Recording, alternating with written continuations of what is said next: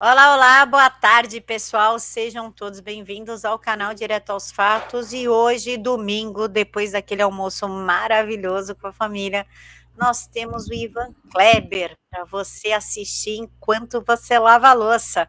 Ivan, muito obrigada por falar com a gente. Muito obrigado a você, Camila, mais uma vez pelo convite e uma saudação especial aí a toda a sua audiência, que geralmente é muito carinhosa comigo nas redes sociais, sempre pergunta quando que eu vou voltar aqui, e um bom domingo a todos aí no Brasil. Meu amigo, me diz uma coisa, atualizações da Rússia e Ucrânia, porque eu acompanho o seu Twitter, claro que eu acompanho, e tem um montão de posts falando o Putin quer fazer um acordo de paz, a Ucrânia está enrolando com esse acordo de paz. Também quero falar com você do Reino Unido sobre o banimento do Telegram, que isso abalou o Brasil. Me fala um pouquinho sobre essa atualização da guerra, porque aqui no Brasil parece que a guerra acabou, ninguém fala mais nada. Antes fosse, Camila, confesso a você que eu adoraria que assim fosse. Por enquanto, não podemos dizer que isso aconteceu. Porém, na sexta-feira, a gente teve as consequências daquilo que foi a reunião da OTAN na quinta-feira. A gente pode, de repente, falar um pouquinho disso depois. Mas onde que a gente está agora? O principal impasse das negociações é a questão territorial. Então, pelas informações que a gente consegue apurar, obviamente que por questão de honestidade intelectual, Camila, com você e com o seu público, eu não estou nas mesas de negociações. Você pode imaginar o segredo que tem ali, né, nessas mesas. Mas aquelas informações que a gente consegue confirmar dos dois lados é de que muitos pontos, a maioria talvez, já tenham sido estabelecidos. A Ucrânia não vai entrar na OTAN, ninguém está falando de União Europeia, acho que essa altura do campeonato a Ucrânia já não quer mais entrar na União Europeia. A questão da desmilitarização da Ucrânia está sendo discutida, mas já não se fala mais na desmilitarização total da Ucrânia. Moscou já concorda com a permanência do Zelensky no poder na Ucrânia, e fica a questão realmente territorial, ou seja, o reconhecimento da Crimeia como território russo por parte da Ucrânia e as duas repúblicas lá, Luhansk e Donetsk, como independentes. Moscou quer que a Ucrânia reconheça a independência dessas duas regiões. Qual é o ponto aqui, Camila? O Zelensky, ele não está em condições de cumprir o acordo. Digamos que ele assine lá, não, tá ok, a gente reconhece a Crimeia e as duas regiões. O povo ucraniano muito provavelmente não vai aceitar isso. Então, durante a semana, cogitou-se a possibilidade de um referendo, que a população ucraniana decidisse o que seria feito dessas duas regiões. E por incrível que pareça, os russos não disseram que não de imediato, viu? Então, a questão mesmo, o nó principal deles é essa questão territorial. Na sexta-feira, a gente teve uma informação de que o Kremlin disse que, olha, estamos entrando na fase 2 da guerra e vamos nos concentrar na região de Donbas, que é justamente onde ficam essas regiões separatistas. Bom, é lógico que no meio de uma guerra, toda informação, mesmo que vindo de fonte oficial, você precisa tentar interpretar ela de duas maneiras. Seria muita ingenuidade simplesmente acreditar naquilo, tanto do lado ucraniano quanto do lado russo. Então, o que acontece, Camila? Os russos estão dizendo, olha, vamos focar em Donbas. O que muitos analistas acreditam que possa acontecer é a seguinte estratégia. A Rússia, através da guerra, através de operações militares, ela vai cortar toda e qualquer ligação desta região com o resto do país. É como se realmente fizesse um recorte ali. Não vai sobrar estrada que ligue a Ucrânia a Donbas, não vai sobrar linha de ferro, né, para chegar com trem, aeroportos próximos. Realmente vai impedir que a Ucrânia tente reconquistar esse território no futuro. a curto prazo. A mesma coisa vale para a Crimeia. É por isso que os russos estão concentrando o maior esforço nesses últimos dias na cidade de Mariupol. Mariupol, na verdade, já virou escombro. A gente chama de cidade porque, né, por respeito, mas falando, é muito difícil prever o que vai sobrar daquela cidade. E eles, então, abandonariam, não é a palavra correta, mas eles deixariam as operações em Kiev, na capital, outra cidade ficou bem conhecida, Kharkov, eles deixariam essa operação ou parada, ou mais para frente se retirariam da Ucrânia, dessas regiões, e focando em Donbas nessa estratégia. Essa é a visão que o Kremlin está querendo que a gente acredite. Agora, fase 2, Camila, pode ser interpretada como um avanço ainda mais, né, para dentro da Ucrânia. 10% essa possibilidade existe, por que não? Não é o que a gente está vendo acontecer no campo de batalha, mas vindo do Kremlin, pelo sim, pelo não, vamos deixar essa informação em suspenso. Agora, uma vez que a Rússia consiga esse objetivo, realmente fica muito complicado para a Ucrânia tentar exigir alguma questão territorial na mesa de negociação. Então, esse é o cenário. Na sexta-feira de manhã, o Recep Erdogan, que é o presidente da Turquia, chegou a declarar, olha, de 4 pontos, de 6 pontos, eles já concordaram em 4. Depois, à tarde, um delegado da comissão da Ucrânia falou, não é bem assim, a gente ainda está conversando. Porque o que acontece, Camila? Suponhamos que eles já tenham concordado, ponto 1, você tem que fazer os 2 documentos, né? Não é algo, concordamos, dá a mão, né? Você tem que ter tudo aquilo ali por escrito. E um documento desse pode ter 100 páginas. Então, é muito prudente por parte dos ucranianos dizer, não é bem assim. Quando tiver o documento pronto, aí é outra história.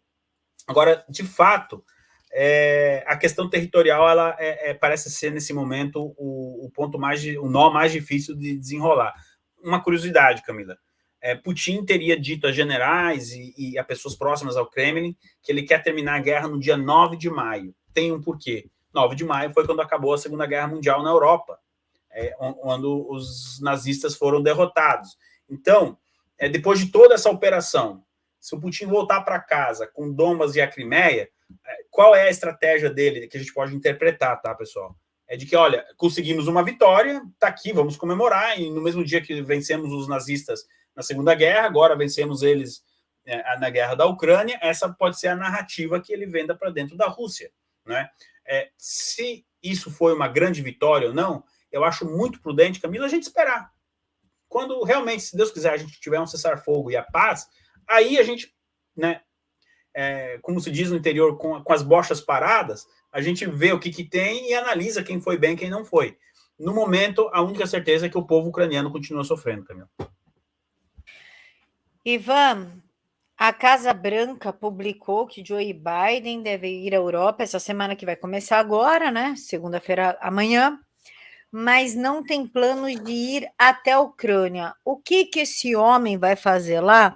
E fala um pouquinho da reunião da OTAN, como você mesmo postou, que eu mostrei aqui em tela, que os membros vão falar dos membros traidores e quais as consequências disso para o Brasil. E já emendo com a do Trump, colocando a culpa no Trump, segundo o jornal Los Angeles Times, a culpa da guerra na Ucrânia é do Donald Trump. Eu achei que era do presidente Bolsonaro que ter ido à Rússia. Vamos por partes, Camila. Eu vou pedir para você voltar no tweet anterior, porque, na verdade, essa viagem do Biden ela já aconteceu, né? Essa postagem é do dia 20 de março, portanto, ele já esteve na Europa e foi justamente para essa reunião da OTAN. O que aconteceu?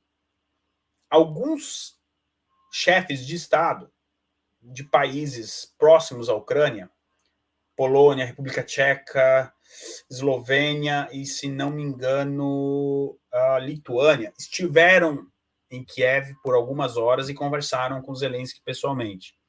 O Boris Johnson, primeiro-ministro do Reino Unido, ele também acenou para a ideia de ir até Kiev como um ato simbólico, nada mais do que isso. Então, só que aí o Serviço de Inteligência Britânico falou, Boris, melhor você não ir. Só que aí todo mundo virou para o Biden. E aí, Biden, você também está afim de ir para a Ucrânia? E aí a Casa Branca veio e desmentiu que em nenhum momento passou pela cabeça do Biden de ir até a Ucrânia. Bom, então esse é o primeiro ponto. Sobre essa viagem na Europa, Camila, o que preocupa que o Biden andou falando não é tanto a questão militar. Vamos deixar o campo militar ali um pouco parado agora.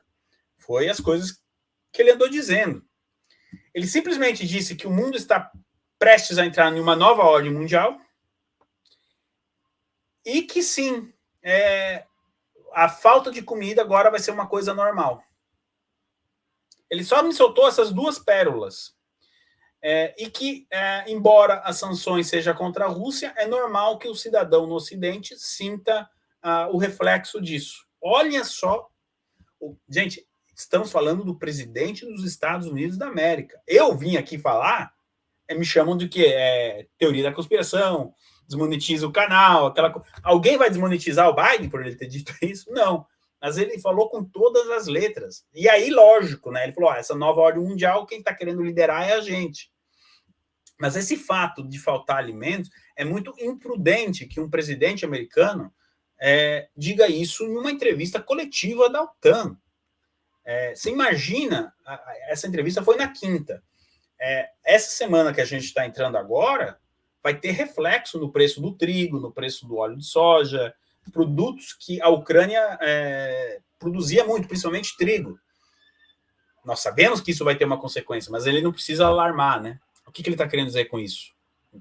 E aí, quanto que a gente já falou aqui no seu canal, né, Camila? União Europeia aprovando insetos como alimentos, não sei o quê.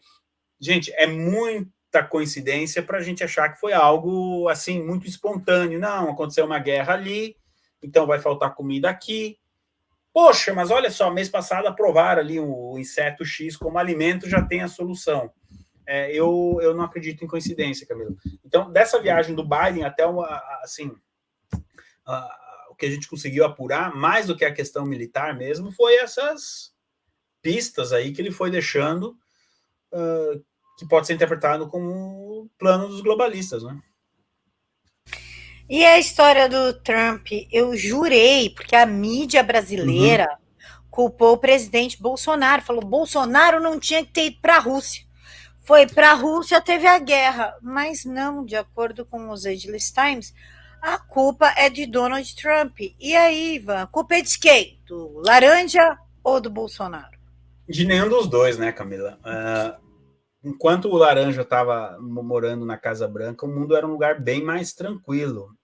Agora, qual é o contexto? Né? O Los Angeles Times é um jornal da cidade de Los Angeles, na Califórnia, um estado altamente pró-democrata. O Los Angeles Times ele tem uma curiosidade, Camila. Ele foi o primeiro jornal, o único jornal, na véspera da eleição em 2016, que falou: o Trump vai ganhar da Hillary. E todo mundo falou: meu, vocês estão loucos, onde já se viu? A Hillary está ganhando com 10 pontos, sei o quê. Um dia depois saiu o resultado e eles estavam certos. Teve aquele momento, assim, de... Só que qual foi a intenção do Los Angeles? Eleitor da Hillary, saia de casa e vai votar, porque o Trump realmente tem chance de ganhar. Não que eles tivessem a boa intenção apenas de acertar o resultado. Agora, lógico, o que acontece, Camila? Assim, está pipocando pesquisas, tá, de institutos pró-Biden, pró-Partido Democrata, em que o Trump está liderando com folga, caso a eleição fosse agora. O momento do Partido Democrata é muito ruim. A gente tem a eleição de middle term daqui 8 meses e 10 dias, um pouco mais, 15. Eu conto os dias para as eleições dos Estados Unidos, tá? Eu sou fanático mesmo. Tem que ser muito nerd, né? Eu não sei como é que eu consegui casar, Camila, mas tudo bem. E o que acontece? Os números estão péssimos.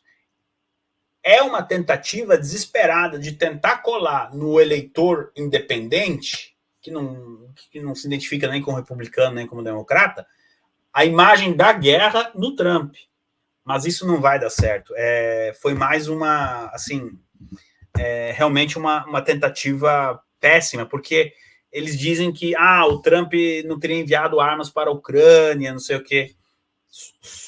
Assim, balela. Você viu a foto, o Trump tentou uma aproximação com o Zelensky, aparentemente não deu muito certo, e, enfim, deu no que deu. Mas aí culpar o Trump, sinceramente, não tem o menor cabimento. Ivan, o Pucci se comparou à autora da obra do Harry Potter, se comparou a J.K. Rowling. Você pode explicar essa comparação um tanto quanto inusitada? Olha, quem sabe na aposentadoria o Putin vire um autor, escreva uma obra, né, como Harry Potter. Já pensou? A verdade é que o Putin, Camila, assim, ele tem muitos defeitos. A gente não vai aqui entrar na esfera pró-Putin ou contra Putin. Vamos deixar isso de lado por um pouco. Agora, ele sabe usar as fraquezas do Ocidente com poucos. E o que ele está fazendo aqui? Vocês cancelaram uma autora famosíssima, best-seller, que fez livros para criança, não sei o quê, porque ela era contra a identidade de gênero. E isso aconteceu, Camila. Isso aconteceu. A autora, ela é inglesa ou escocesa, agora não me lembro, mas ela é daqui. E ela se posicionou contra. Ela é inglesa e ela ficou estarrecida com o fato de que homens podem ser presos em celas femininas se declararem mulher. Ótimo, você sabe da história. E realmente teve aí um cancelamento cultural dela. E o Putin, que não é bobo nem nada, ele está dizendo, vocês estão fazendo isso com o país, vocês estão fazendo isso com a Rússia agora. Ontem foi uma autora, hoje é um país. E aí é que está o problema, Camila. Porque no desespero, para lacrar, muita gente saiu correndo. Não vamos mais vender livro do Dostoiévski. Há quem diga que se chama Dostoiévski. Outro dia eu vi uma pessoa que fala fluente russo, dizendo Dostoiévski. Mas, enfim, autores russos, filmes russos, Guerra e Paz. Gente, uma coisa é o momento que a gente está vendo ali e tal, mas a Rússia, em termos culturais, produziu muita coisa boa. Muito mesmo. Você vai cancelar isso. Muito, sabe, ali naquela primeira semana de guerra, eu teve um restaurante no Brasil, não sei se foi no Brasil, outro lugar, que cancelou um prato típico da Rússia, um estrogonofe, alguma coisa assim. Gente, vamos lá. Cancelou, só não cancelou a caipirosca, mas o estrogonofe ele cancelou sim.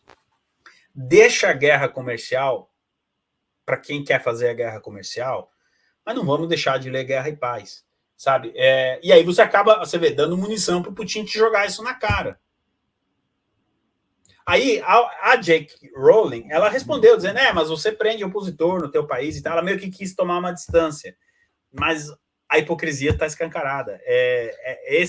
E o Putin sabe muito bem jogar isso. Ele consegue. Teve outra que ele fez essa semana que, se eu me lembrar no decorrer do programa, agora de cabeça não lembro, mas não é a primeira que ele joga uma fraqueza do Ocidente contra o Ocidente mesmo, Camila. Quem sabe eu lembre.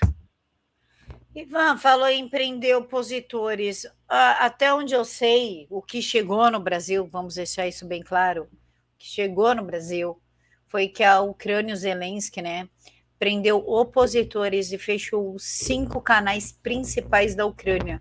Isso daí também não é censura? Não deixa de ser censura. Agora, existe um ponderamento aí que precisa ser feito, porque o que acontece? O país está passando por uma guerra. E alguns desses canais eram pró-Rússia. Se está em guerra com a Rússia, então é normal que você feche canais que fazem propaganda a favor do país que está te invadindo. Até aí tudo bem. Agora, de fato, eu acho que em um momento em que o que ele está dizendo? O Zelensky, ele está dizendo o quê? Que ele está lutando por liberdade. Ok? Continue na sua luta. Mas a maneira que foi feito também pode ser dar essa interpretação que você falou, Camila. Ele está no governo desde 2019. Ele poderia ter tomado ações como essa, né, em tempos de paz e dando nome aos bois. A Camila Abdo é pró-Rússia, ela não pode trabalhar na Ucrânia, por causa que é um país que quer invadir a gente, que é um país... Eu acho que ficaria melhor, né, Camila, do que simplesmente sair fechando. Só não lembro se os 5 foram fechados agora ou se foi 3 e 2 antes. Isso eu confesso que eu não sei. Agora, nós como jornalistas, né, Camila, jamais podemos comemorar a censura de jeito nenhum, né? Não importa para qual lado, isso não deve ser aceito, comemorado. Isso fere diretamente os nossos direitos fundamentais, né, Ivan? Pois é. Inclusive, Ivan, publiquei no PH Vox na sexta sobre a PL 2630, aqui do Brasil. Até o Google está apavorado com essa PL. Para você ter uma ideia do nível de censura que o Brasil está chegando, o Google reclamou: olha, não dá. Se tivesse essa PL for aprovada, a gente não consegue mais patrocinar nada. Nenhuma rede, nem grande, nem pequena, nem independente, nem nada. Olha, se o Google se assustou, agora até eu fiquei assustado. Eu confesso, Camila, que fazem 40 dias, porque um pouco antes da guerra eu mergulhei nessa questão Rússia e Ucrânia. Eu, sinceramente, não sei o que significa PL 2630, mas se você está dizendo que até o Google está assustado, então realmente é para ficar preocupado. Eu destrinchei ela todinha, tá lá no site do PH Vox. É só clicar no meu nome, pessoal. Colunistas, meu nome, tá lá a matéria. E ó, eu tenho acessos a números, viu? As suas matérias são as mais lidas lá no PH Vox, viu, Camila? Meus parabéns. Eu jogo nos grupos. Ivan, vamos falar de Emmanuel Macron. Falar em Macron, eu tenho um gatinho chamado Macron porque ele é meio estranho. Ele é menino, mas ele age como uma gatinha menina. É muito delicado. A proposta de Emmanuel Macron para um exército da União Europeia corre o risco de desestabilizar a Europa, alertou o vice-primeiro-ministro da Polônia, essa pessoa aqui que eu me recuso a falar o nome, o Ivan vai falar daqui a pouquinho, descrevendo a assistência dos Estados Unidos e do Reino Unido como o mais importante. Por que pode desestabilizar a Amazônia, leu, a Europa? E leia o nome desta pessoa, por gentileza. Peter Glinsky. Camila, mesmo. E nós temos atualização em cima disso. Muito provavelmente o Macron vai conseguir o que ele quer, que é uma força especial com capacidade de, enfim, de uma crise ali intervir em poucas horas. A princípio teria 5 mil soldados treinados, seria a tropa de elite da União Europeia, que seria o eventual embrião de um exército europeu. O problema disso, Camila, é muito mais grave do que possa parecer. Nós tratamos na semana passada que a Polônia e a Hungria estão ali com algumas rusgas, né, com a União Europeia, porque a União Europeia a todo momento tenta impor a sua agenda. Bom, hoje a União Europeia não tem um exército para ir lá fazer cumprir a lei na Polônia. Amanhã, se os planos do Macron derem certo, a União Europeia poderá ter um exército, sim, e ele poderá ser utilizado, tá, para impor as vontades da União Europeia nos países membros, a essa altura, colônias. E é isso que o Peter Glinsky está querendo dizer. Então, o que os poloneses, e ficou bem claro nessa guerra da Ucrânia, uma aproximação muito grande entre o Reino Unido e a Polônia, e um distanciamento da Polônia com a União Europeia. Tanto que eu acho que está para nascer um novo bloco militar e econômico dos países do leste europeu com o Reino Unido, mas isso é coisa para depois da guerra. Ele diz o seguinte, olha, a gente já tem a OTAN, os países membros, etc. Em caso de um ataque maciço da Rússia, a gente já tem para quem recorrer. Um exército europeu, ele teria esse problema interno. E mais, aqui já olhando a longo prazo, né? Amanhã depois um país fora da Europa não respeita acordo, quem garante que este exército não será utilizado também para operações especiais, por exemplo, para remover um presidente? Né? A gente está vendo essa guerra da Ucrânia como as coisas são muito rápidas, muito assim, a dimensão, a gente pode perder meia hora, você já não sabe o que está acontecendo. Então, o perigo, um dos motivos que o Reino Unido quis sair da União Europeia também foi esse, viu, Camila?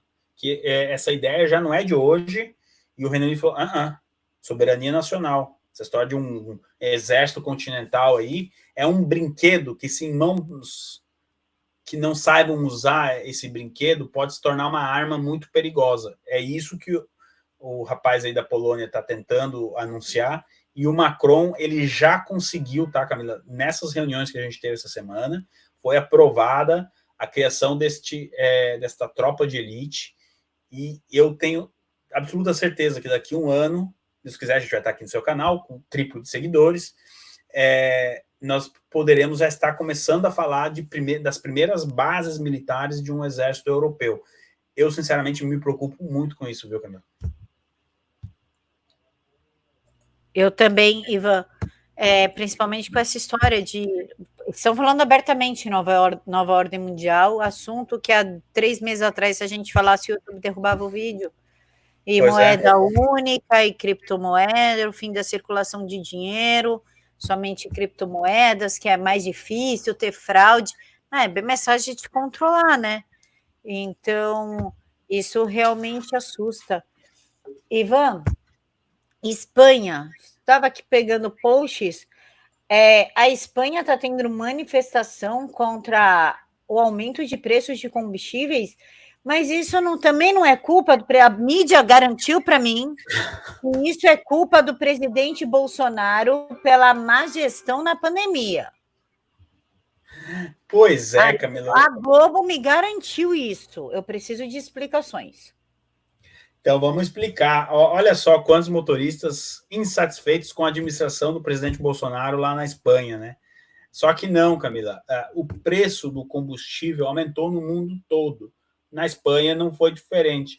Então, no final de semana passado, os caminhoneiros organizaram um protesto ali para ver se eles conseguem, enfim, garantir um preço melhor. E agricultores também, tá? Aí tá meio assim, a gente vê as imagens, tem um caminhão, mas tem muitos agricultores que participaram desse protesto, porque pouca gente associa, mas um agricultor precisa de um trator, e o trator não é movido a vento, né? Ele precisa de um combustível. E é muito complicado, porque aí aumenta o custo de produção dos alimentos. E aí, quando o agricultor vai lá vender o produto dele, ele acaba, muitas vezes, até tendo prejuízo. Então, esse movimento aconteceu na Espanha. Eu não sei se está na pauta, mas o Boris Johnson foi mais esperto. Antes que isso acontecesse, ele já tomou algumas medidas aqui no Reino Unido para baixar o preço do combustível. E também ali, pelo que eu fiquei sabendo, disseram que era culpa do presidente Bolsonaro, mas eu não sei se você separou um post relacionado a isso, Camila, mas qualquer coisa Tava no final... aqui, mas como a gente já ia falar de outras coisas, eu acabei fechando, porque eu quero do Boris Johnson, eu quero falar um negócio de gênero. Tá, então, do Boris, bem rapidinho, pessoal, o governo aqui retirou alguns impostos do preço do combustível, justamente para dar uma amenizada, principalmente por causa dessa questão da Ucrânia e tudo mais. Há quem diga que podia ter sido feito mais, mas pelo menos já deu uma aliviada aí no bolso, né? Aí eu reparei que algumas pessoas no Brasil me disseram: Ivan, o TSE permitiu isso? Como é que é essa história? Você imagina eu lendo isso? Falei, mas o que o TSE tem a ver com o Boris, né? E aí eu fui ver a história de que, não, aqui tem a equipe econômica, eles aprovaram, e cabe ao eleitor, na próxima eleição, dizer, não, gostei dessa ideia, vou votar nele de novo, ou vou trocar por outro. É assim que funciona uma democracia. O eleitor tem a palavra final. Inclusive, estão pressionando para que ele dê mais uma baixadinha. Camila, outra coisa, é um subsídio, eu não tenho vergonha de dizer. O preço do gás aumentou bastante aqui na Inglaterra e o da energia elétrica. Eu recebi um cheque de 150 libras esse mês do governo para dar uma batida no que vai ser o preço da eletricidade durante o ano. Então, não vai cobrir tudo o que foi o aumento, mas vai dar uma amenizada. Não tenho vergonha de dizer, o governo tomou essa decisão. Se ela foi boa ou ruim, no dia da eleição eu vou decidir isso. Não vai ser um órgão né, que cuida das eleições a decidir. Meu amigo, o Canadá também está insatisfeito, e não, pessoal, não é com Bolsonaro, é com Trudeau. O que aconteceu com a moça, com o moço, já nem sei mais, não sei mais o que pode falar, o que não pode aqui. Camila, o Canadá, inclusive, esse domingo é para ter mais protesto, mas, se não me engano, domingo que vem vai ser um bem maior. assim, começou a guerra e ninguém mais falou dos caminhoneiros do Canadá, né? Você percebeu isso, mas eles continuam lá, eles ainda estão, assim, muitas das restrições caíram, eles conseguiram algumas vitórias, só que o Trudeau acabou mexendo com um eleitor que estava meio sossegado. Eu estou comparando esse momento que eles estão passando no Canadá com o que foi o junho de 2013 no Brasil. Quando nós saímos às ruas, eu estava ainda no Brasil, eu tive uma pequena passagem no Brasil e justamente em junho de 2013 eu estava no Brasil. E eu saí para gritar que não ia ter Copa e não ia ter Olimpíada. Um mês depois eu estava lendo livros de direita e aprendendo mais, enfim. Então, o Canadá pode estar passando por esse momento. Os 20 centavos deles foi o passaporte sanitário. Só que agora, o que acontece? Os movimentos começam a se organizar, você começa a ter grupos, conversas, etc. E o cara diz, mas sabe que o problema não é só o passaporte sanitário? A gente tem outros problemas no país. E aí você começa a ter a organização de manifestações como essa. Ivan, olha só, eu acho que o pessoal também é impressionado aqui por descobrir que nem tudo é culpa do Bolsonaro. Aí o gás está alto, a energia está alta, a gasolina está alta, é isso mesmo, Reino Unido? Sim, justamente por isso que o governo aqui teve que tomar algumas medidas. O mundo está em inflação, isso é um fato, não dá para negar. Então, quando nas raras oportunidades que eu tenho de entrar na mídia brasileira ou de ver as notícias relacionadas ao Brasil, eu vejo o tamanho da injustiça que é feita por linhas editoriais contra o governo Bolsonaro. Nessa questão, olha, sinceramente, eu vou dizer, poderia estar muito pior. Lembrem-se que o Brasil ele ainda não teve aquele lockdown como foi na maioria dos países da Europa, que a ordem veio de cima, governo federal, no caso, né? Tranca tudo, 3 meses. Alguma atividade comercial ela ainda aconteceu. Então, a situação poderia estar muito pior. E olha só, eu converso com muita gente assim no mercado financeiro, conheço algumas pessoas aqui, eu 2, 3 vezes por semana estou na City of London. O Brasil é considerado um daqueles países que vai reagir primeiro, que vai sair da crise por primeiro. Agora, nós temos uma eleição em outubro e as pessoas precisam ter consciência disso, né? Tá vendo, pessoal? William Bonner mentiu para vocês, amiguinho. Não só o William Bonner, outros também mentiram para a CNN, então nem se fala, te faz de palhaço. Ivan, você postou sobre a França que falta 20 dias para o primeiro turno das eleições. Hoje falta menos, né? Esse push é da semana.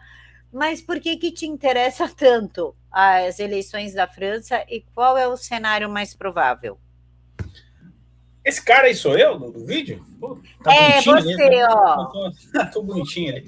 Ô, Camila, bom, uma que eu sou apaixonado por coberturas de eleições, né? Acho que isso já tá bem claro. E lá no Pega Vox nós estamos fazendo a cobertura dessas eleições na França. E nós estaremos ao vivo no dia 10 de abril, 1 hora antes de abrirem as urnas, aquela coisa toda. Bom, e no segundo turno eu vou para Paris, Camila, fazer a cobertura lá. Muito provavelmente a gente vai gravar para o seu canal lá de Paris. Aí, vai para Paris. E o que acontece, Camila? As pessoas podem brigar comigo aqui, mas eu tenho um compromisso com a verdade. Eu não posso, né?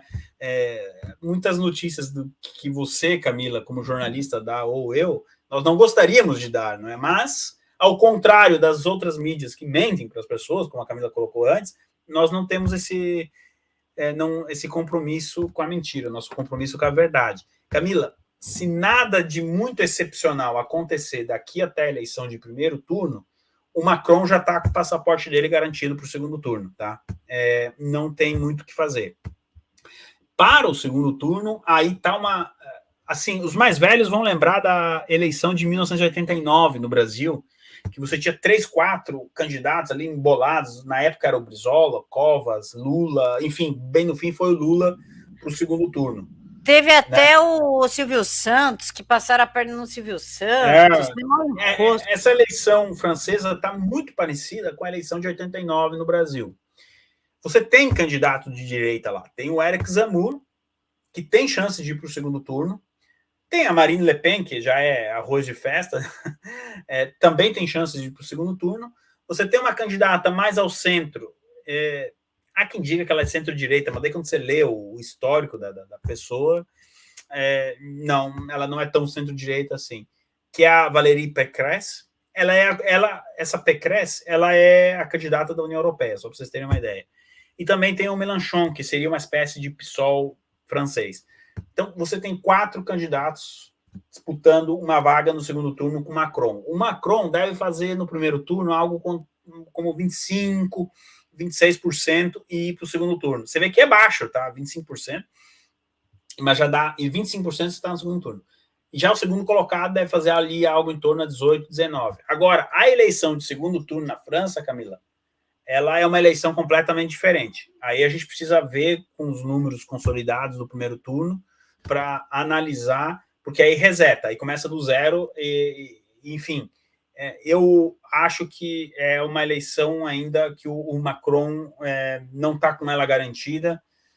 A única certeza que a gente tem é que ele vai para o segundo turno. Alguém deve estar se perguntando, ele ganha no primeiro turno? Aí também não. Muito difícil que ele consiga ganhar no primeiro turno, tá? Muito improvável. Mas ele já está no segundo turno. Vamos ver com quem. O Eric Zemmour, para as pessoas já irem se identificando, é o candidato mais à direita aí que a gente tem na França. Você tem uma ideia, Camila? Já estão chamando, a mídia francesa está chamando a Marine Le Pen de centro, justamente para jogar o Zemmour como um extremista de direita, entendeu? Tem um pessoal brasileiro que mora na França que chama ele de Bolso Zemmour, porque ele tem muitas ideias parecidas, alinhadas, né, com o presidente Bolsonaro. Então, a Marine Le Pen, que era extrema-direita até 4 anos atrás, agora é centro. Só que assim, Camila, depois que eu vi o Alckmin dizendo que o Lula é sinônimo de democracia e tamo junto, então, assim, eu já não me espanto com mais nada na política. Não, você não desconfia de... Vindo aqui do Brasil, meu amigo, você não desconfia de mais nada, esquece. Daqui a pouco tem José Dirceu beijando o Jean Williams e você vai falar, não, tudo bem, normal. Minha Nossa Senhora. Vamos falar do mendigo. Acontece. Ou o mendigo pegando a Glaze, por exemplo. Nossa! Ivan, querem colocar o mendigo para concorrer, Ivan. Fiquei sabendo da história desse mendigo. Mais ou menos por cima. Você faz... Vamos tocar a pauta, Camila, que é melhor. Vamos trocar. Você imagina eu tendo que explicar isso para o inglês. Vamos tocar a pauta lá. O mendigo estava caminhando na rua, uma doida veio, pediu para ter coisinhas íntimas com ele, o marido pegou, ele foi espancado, ele saiu do hospital, virou subcelebridade, 4 partidos estão atrás do mendigo. Essa é a explicação. O inglês já ia ficar assustado com o fato de ter 4 aqui o país todo tem 4 partidos. Tá. Já nem tem que explicar, deixa quieto. Melhor deixar quieto. Ivan, Coreia do Norte, a gente quase nunca toca nesse país, mas está ficando estranho, né? Porque eles estão fazendo até propaganda para promover o lançamento do míssil balístico. Parece que tem países aí meio incomodados com essa gracinha aqui do gordinho. Como é que fica? Ô Camila, vamos lá, né? Isso aí é uma peça publicitária do governo da Coreia do Norte. Eles estão dizendo que eles têm um míssil que atinge 95% cobre, né, 95% da Terra, portanto o míssil cairia onde eles quisessem. Olha só a propaganda que eles fizeram ali, o ditador Kim Jong-un, agora você pode disparar o míssil, daí tira o míssil. Essa é a parte publicitária, as pessoas dão risada, mas o fato é que a Coreia do Norte, só essa semana, andou testando 2, 3 mísseis como esse. Um caiu muito próximo do Japão, caiu no mar, mas caiu assim em uma distância relativamente próxima do Japão. E o que está acontecendo, Camila? O Kim Jong-un disse que agora ele está se preparando para um confronto a longo prazo com os Estados Unidos. Para resumir aqui para a nossa audiência, Camila, tudo isso é consequência do que aconteceu na noite da eleição, ali nos Estados Unidos. Ali ficou claro que a Rússia partiria para cima da Ucrânia, que a Coreia do Norte ia voltar a jogar mísseis para cima e para baixo, que a China teria um grande avanço na economia em relação aos Estados Unidos, e isso está acontecendo. A Coreia do Norte aproveitou esse momento da Ucrânia. Acho que ela pensou que nem você, que pô, ninguém está falando de mim nessa guerra, né? Está acontecendo uma guerra e ninguém está falando de mim. Vou arregaçar as mangas aqui e mostrar um pouco. Agora, é um assunto que a gente tem que ter muita seriedade, porque eles estão trabalhando, sim, para ter esse míssil com capacidade de levar uma bomba atômica para qualquer lugar do planeta. Não é pouca coisa. E o gordinho é bem louco, ele é mais louco que o filho do Biden, que o Hunter. E falando... Isso não. Mas eu leio sobre o filho do Biden. Não. O gordinho é até meio simpático. Você viu ali o jeitinho dele fazer o vídeo? Eu vi os vídeos do filho do Biden que são bem piores que esse, acredite, Camila. Não vi nenhum e nem quero ver. Só para nem quero ver. Não, nem quero ver. Mas, Ivan, eu queria saber as atualizações aí do caso Notebook Hunter Biden, que abalou por muito tempo, inclusive o próprio Biden, que foi ali se humilhar para o Putin antes da guerra, um ano antes da guerra, enfim.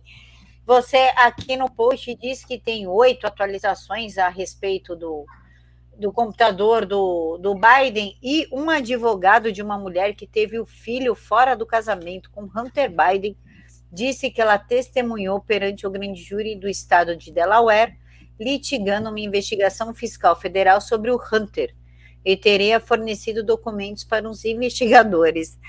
Da onde é que surgiu uma mulher com filho fora do casamento na atualização do notebook do Hunter, Ivan? Que o que acontece, Camila?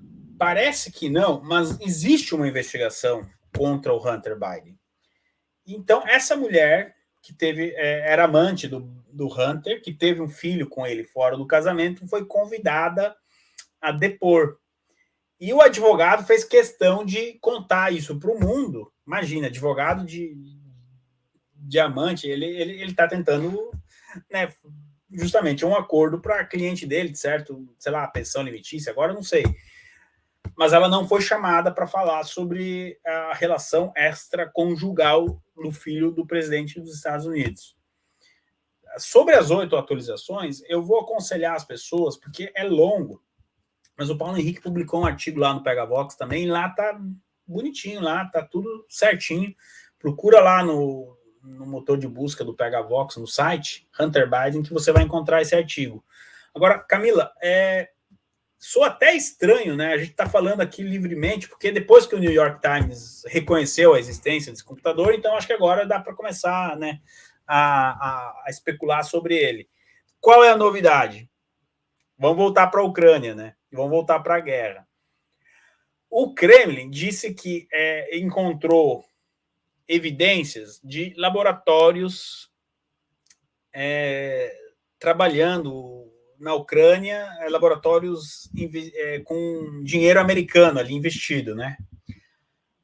O Kremlin publicou na quinta-feira que o dinheiro saiu de uma empresa ligada a ninguém mais, ninguém menos que Hunter Biden. Você está vendo por que eu falei que o coreaninho gordinho lá é o único coreano gordo que deve existir na face da Terra, né? É mais gente boa que o Hunter Biden em alguns aspectos, Camila.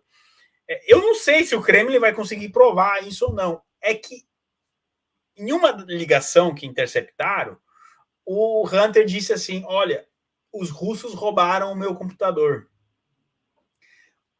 E a probabilidade de um russo ter roubado o computador e ter entregue o computador para o Kremlin, ou seja, para o Putin, é enorme. Você está entendendo, então, como que é? Eu não vejo hora, eu quero ver o que vai dar, porque tem muita coisa para sair. Geralmente eu sou muito contido, o público que me conhece sabe que eu sou pé no chão.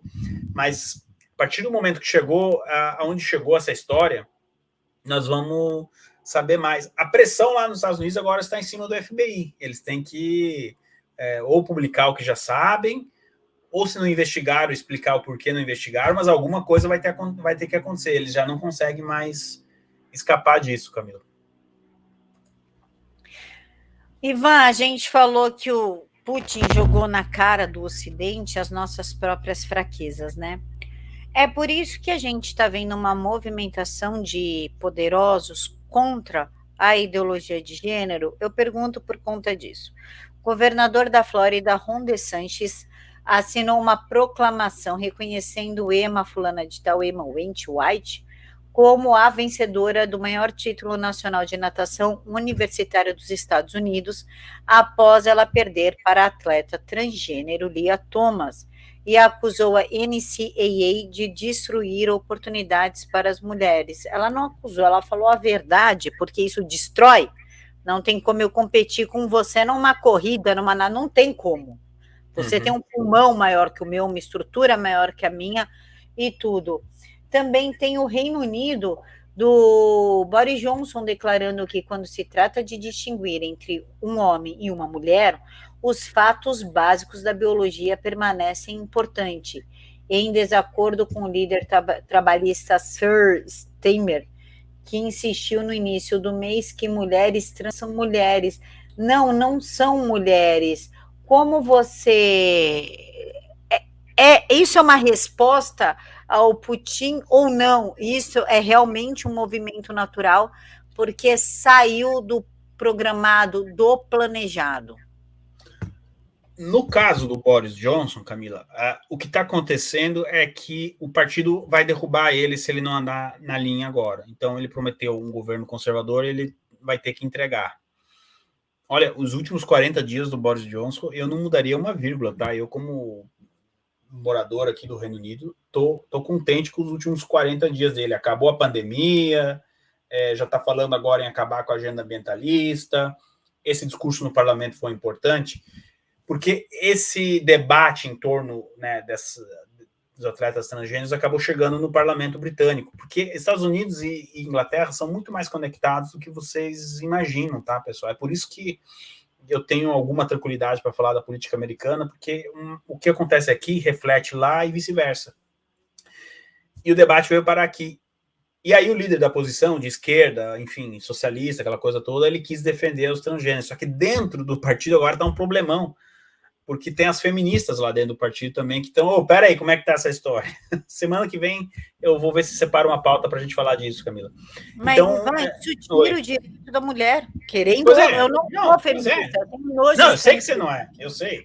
Mas isso ocupa o nosso lugar, por isso que existe categoria feminina, categoria masculina, peso pena, peso médio, peso elefante, peso hipopótamo, não importa. Mas existe... Então vai botar um peso pena com peso elefante porque o peso elefante se sente pena? Não tem nada a ver. Pois é, e o que o Boris quis dizer, às vezes as pessoas estão ainda chateadas por causa do lockdown que ele colocou aqui, mas nesse caso ele quis, homem é homem, mulher é mulher, né? Foi isso que ele basicamente disse ali para o líder da oposição. Já o DeSantis, na Flórida, é também um ato simbólico, mas o DeSantis, pessoal, acostume-se com esse nome, Ron DeSantis. Ele caminha a passos largos para ser o herdeiro político de Donald Trump. Há quem diga que ele pode ser vice do Trump agora em 2024, né, na campanha, e depois presidente em 2028. E só para ter uma ideia, ele é o governador nos Estados Unidos mais popular entre os 50, né, são 50 estados. E, Camila, a gente falou ano passado, eu me lembro que eu falei aqui no seu programa, que se ele vencesse com 5%, né, a reeleição, ele vai tentar a reeleição agora em novembro, e se ele vencer com 5%, a Flórida é um estado muito disputado, já seria goleada. Camila, as últimas pesquisas estão dando ele com margem de 9%, o dobro da margem que já seria. Então, o eleitor da Flórida está muito contente com ele, porque, mesmo que simbólico o gesto dele, define o posicionamento dele, ele marca o território dele. O eleitor sabe que no estado dele certas políticas não serão implementadas. O problema é que, mais uma vez, nós estamos, né, jogando para o estado, e aí abre um debate maior em torno do tamanho do estado, justamente.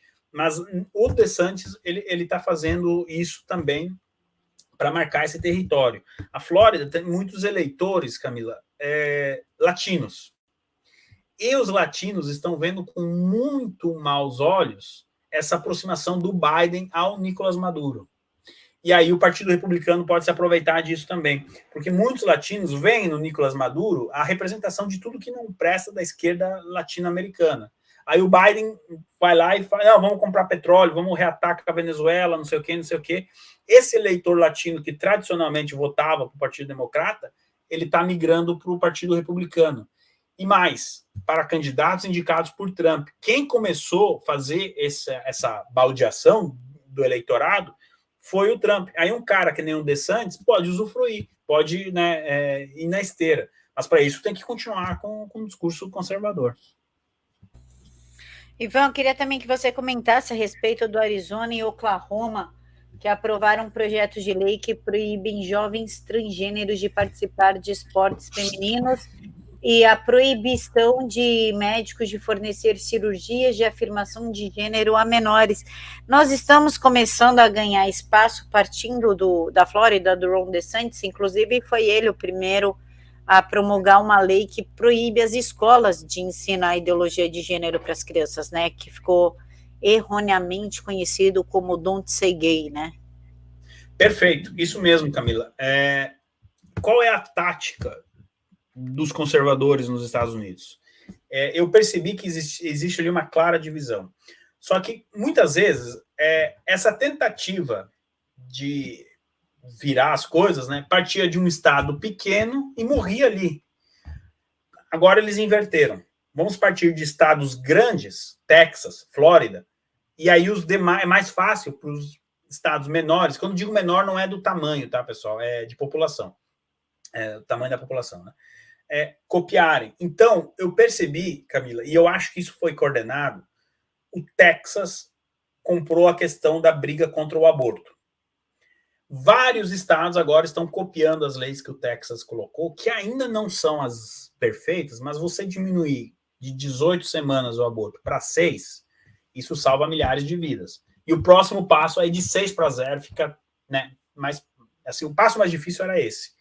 E essas questões da ideologia de gênero e tudo mais ficaram com a Flórida. Então, como você vê, os outros estados agora só pegam e dão um copia e cola ali, pega o PDF dos estados maiores e colocam. Alguém pode dizer, pô, mas e o Brasil, né, e tal? É que nos Estados Unidos, por isso o nome do país é Estados Unidos, porque os estados têm essa autonomia. Então, uma competição esportiva nesses dois estados que a gente trouxe agora, o Arizona e o Oklahoma, vai respeitar essa questão. Isso que aconteceu a nível nacional não aconteceria nesses dois estados. E a tendência é que outros estados continuem a fazer isso. E vai dividindo. Também tem os estados democratas que aprovam de tudo.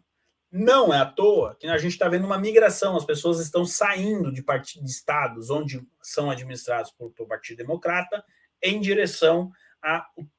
Não sei se você sabe, Camila, mas nos últimos anos o Texas e a Flórida foram os estados que mais cresceram em população, mas não é porque começou, é porque lá também nasce criança, né? Mas pessoas vindo de outros estados. E olha só, coincidência ou não, os estados que mais perderam população foram a Califórnia e Nova York. Dois estados mais progressistas perderam população para os dois estados mais conservadores. Porque no Texas, na Flórida, você tem uma qualidade de vida melhor, você paga menos imposto, a criminalidade é menor, e por aí vai, sem falar do sistema de ensino. É por isso que dentro dos Estados Unidos você tem esses focos, né, assim, de conservadorismo, coisa que no Brasil não dá, né, porque é uma lei federal para todos os estados e a autonomia estadual ela é menor do que é, por exemplo, nos Estados Unidos. Ivan, meu amigo, eu ia perguntar para você do Trump, né, que processou a Hillary Clinton e tudo, mas já que você tocou no assunto do assassinato de bebês do útero de suas mães, que história é essa que está acontecendo um projeto de lei deste nível em Maryland? Projeto 699. Então, esse é um estado... Não, e olha só o número da lei, né? Vira o 9 para cima, você vai entender o que eu estou querendo dizer. Sim. O Maryland é um estado desses considerados revolucionários, progressistas, né? Tá com o Partido Democrata. Então, eles vão fazer o contrário daquilo que o Texas está fazendo. Só que, pelo menos, nesses estados, você tem... o americano, ele ainda tem a liberdade. Não, eu quero morar num estado mais conservador. Então, não é fácil, né? A mudança de vida, mas... enfim, visando a sua qualidade de vida. Agora, infelizmente, a gente tem notícias como essa. É por isso que a votação que está para ter lá na Suprema Corte Americana, em junho, sobre a lei do aborto, que eles estão para rever, é importante, porque se a Suprema Corte reverter o caso Roe versus Wade, aí uma pessoa comum pode entrar na justiça contra essa lei, e como vai ter lá um precedente da Suprema Corte, aí o Estado não vai poder avançar com isso, porque você aí tem uma decisão da Suprema Corte, e aí vale para todo mundo, que é essa batalha, que na verdade não foi nem o Texas, foi o Mississippi que entrou, e depois o Texas meio que foi falou, então vamos junto. Mas nasceu o Missouri. Foi no Missouri, perdão, não foi no Mississippi. Foi no Missouri, e vamos ver o que vai ser decidido em junho. Mas tomara que a Suprema Corte reveja, e aí uma lei dessa pode acabar caindo. Gente, pelo amor de Deus, 28 dias de nascimento, pós-nascimento, nasceu. 28 dias. Isso não é o direito da mulher grávida. Lei da liberdade da mulher grávida. O problema é que eles ainda... É aí que tá, né? A corrupção da linguagem e a maldade mesmo, né? Eles ainda consideram isso como um aborto, né? Não, isso agora, é doença. Agora, também tem a corrupção humana, né, Camila? A mãe que depois de ver o nenê ainda concordar com o negócio dele, já não deve concordar antes. E ainda depois, aí mostra como a nossa civilização talvez não seja tão avançada quanto querem fazer a gente acreditar. Ó, Ivan, por experiência, de conhecimento mesmo, meu pai é psiquiatra forense, enfim, mexe muito com crime. Se você acha que homem consegue ser cruel, meu amigo, você não conhece uma mulher quando ela resolve ser cruel. Os melhores crimes, assim, os crimes mais impactantes, mais chocantes, mais horrorosos, vêm de mulher, não vem de homem. Ivan, Donald Trump, é um assunto bem incômodo falar de bebês quando você está grávida, né? Imagino. Que podem ser assassinados a qualquer momento quando você está grávida. Ivan, Trump processa Clinton por conspirar para vinculá-lo à Rússia. Conta pra gente aí. Demorou, né, Camila? Eu acho que até foi um erro e, na minha opinião, o Trump por muito tempo deu muito ouvido, talvez, ao genro dele. Praticamente, em 2016, tão logo... o plano começa antes da campanha, mas depois que a Hillary é derrotada pelo Trump, eles tentam emplacar uma narrativa de que a Rússia teria ajudado o Trump a se eleger através de um conluio e usando até, inclusive, mídias sociais para fazer propaganda para o Trump e tudo mais, hackers russos. Tudo isso já foi descartado, o Trump já provou a inocência dele, não houve conluio nenhum. E há quem diga que a gente teve um conluio até com alguns russos por parte da campanha da Hillary. Só que o Trump tinha uma dificuldade em, como é que eu posso dizer, colocar isso para o mundo. E que algum juiz pegasse o caso de forma séria. Agora, o que acontece? O Trump, com isso, vai ter a oportunidade de mostrar na justiça as provas que ele tem, não só de que ele é inocente, mas de que como era um plano arquitetado pelo comitê de campanha da Hillary. É uma sacada genial. Só, assim, quem sou eu, né? Eu não tenho o WhatsApp do Trump. Se ele fez isso agora, tem um porquê. Minha opinião, deveria ter sido feito antes. Mas, repito, eu sou o Ivan. O Trump é o Trump. Se ele fez agora, é porque ele sabe porque ele fez agora e não antes. Mas a grande sacada aí é que agora vai tudo para a justiça. Porque a Hillary vai ter que se defender, né, Camila? E o Trump vai acusar. Ó, tá aqui as provas. Se defenda disso aqui. Você tá entendendo? Então, compre a pipoca aí que as próximas cenas, entre o computador do Hunter e essa questão aí, vem coisa boa. De tudo, eu quero saber do computador do Hunter, porque o que eu fui punida pelo YouTube, eu também. Por conta desse filho da puta de falar um negócio desse, eu não vejo a hora dele se ferrar mundialmente para calar a boca do YouTube. Ivan, para a gente finalizar, o banimento do app, do Telegram aqui no Brasil, ganhou notícia mundial. O mundo inteiro comentou disso, até o Financial Times. Eu sou assinante do Financial Times, gosto muito deles. Por quê? O que impactou tanto o bloqueio do aplicativo? Se as prisões políticas que ocorrem aqui no país, não, até de deputado, presidente de partido, não impacta. Pois é, deveria impactar mais, né, Camila? Porém, o Telegram é uma rede que vem ganhando espaço. E olha, se continuar assim, não sei não, viu? Mas o WhatsApp que se cuide. Tá? O Sim. Telegram tem grande chance aí de. Eu já falei aqui para sua audiência, para todo lugar que eu vou, digo, gente, o Telegram tem funcionalidades assim 10-0 no WhatsApp.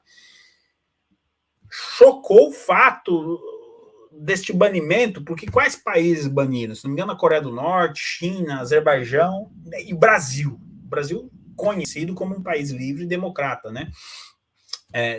Enfim, onde a democracia prevalece. Meio que o Financial Times é um jornal inglês. Assustou, viu, Camilo?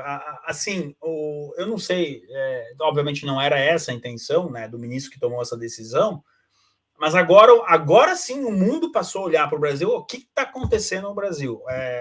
Está tendo censura no Brasil? Então, talvez, se nós tivéssemos a prisão de um deputado, que eu espero que isso não aconteça, mas vamos supor, né, que aquela prisão que aconteceu no ano passado acontecesse agora, teria muito mais repercussão, justamente porque as redações mundo afora agora estão de olho. Como assim? Por que ele quis fechar o Telegram? E tão logo saiu a notícia, isso, assim, eu digo porque eu moro fora e eu vi isso acontecer. Na Itália, em muitos lugares, as pessoas começaram a comparar o presidente Bolsonaro com 1 milhão e tantos mil seguidores lá no Telegram, não sei se é seguidor o nome, mas pessoas que acompanham o canal dele, e o Lula com 40 mil. E aí as pessoas dizem, peraí, mas não é o cara que está em primeira nas pesquisas, que tinha que estar com 1 milhão de seguidores, e o segundo com, né? Isso chamou a atenção, tanto que o Financial Times, e algumas pessoas interpretaram mal isso, eu vou convidar só para fazer um recapitular. O Financial Times destacou, olha, a decisão é extremamente prejudicial, porque onde os eleitores do presidente Bolsonaro têm os grupos, conversam e tudo mais. Então, é prejudicial para o presidente, por que não? Dá para colocar assim. E algumas pessoas, estão querendo já dizer que é ruim para o Bolsonaro e tal. Gente, o jornal ele quis destacar que, o cara tem 1 milhão de seguidores, é lógico que é ruim para ele. Se o cara tivesse um seguidor, não faria, só a esposa dele seguindo ele, não ia dar nada. Mas 1 milhão faz uma diferença. E realmente, nesse sentido, Camila, na minha opinião, foi um tiro no pé, porque agora o mundo está tentando entender what the fuck está acontecendo no Brasil, em termos de censura e liberdade de opinião. É que o Carequinha tá na TPM. Ivan, faça o seu merchan, meu amigo. Camila, só quero agradecer a você e o convite. Pessoal, segue eu lá no Twitter, @LordIvan22. E se você não conhece ainda o canal PHVox e o site PHVox, por favor, é 5 letras, PHVOX. Vai no YouTube, se inscreve lá, a gente está cobrindo a guerra, cobre a eleição, geopolítica. Segunda a sexta-feira, às 4 horas, estamos ao vivo. Sábado, às 10 horas da manhã. E o site dispensa comentários. A Camila tem uma coluna lá. Isso já mostra o nível da qualidade do site, e ela é uma das mais lidas lá no nosso site. Tirando isso, Camila, muito obrigado mais uma vez pelo convite, e desejo a todos aí um beijão, um ótimo final de domingo para todo mundo. Beijão, pessoal, muito obrigada por nos acompanhar até aqui. Não se esquece de se inscrever aqui e no PH, acesse o site, já coloca no favorito, porque quando a gente posta, já chega uma notificação para você. E eu quero desejar uma excelente semana, que Deus abençoe imensamente, que a semana de vocês seja repleta de bênçãos, vitórias, e que somente a vontade de Jesus Cristo se faça na vida de vocês. Fiquem todos com Deus e até mais.